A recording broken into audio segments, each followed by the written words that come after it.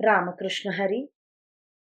श्री तुकाराम महाराज गाथा भाष्य अभंग 296.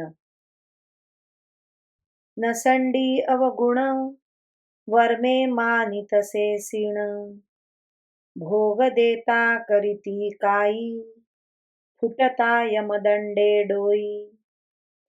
पाप पुण्या झाडा देता तेथे मोठी पीडा, तुका म्हणे बोला माझ्या सीणती विठ्ठला.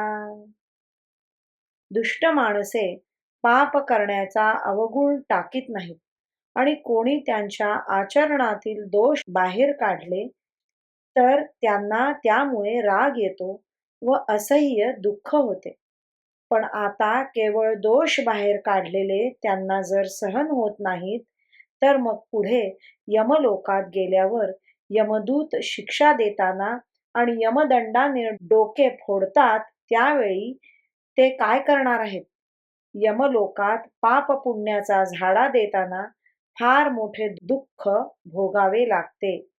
तुकाराम महाराज म्हणतात, हे विठ्ठला, अशा दुराचारी माणसांना त्यांच्या दुराचारासंबंधी मी काही बोललो तर त्या योगाने ते कष्टी होतात, पण मी त्यांच्या हिताकरिताच बोलत असतो. रामकृष्ण हरी. श्री कृष्ण अर्पणमस्तु.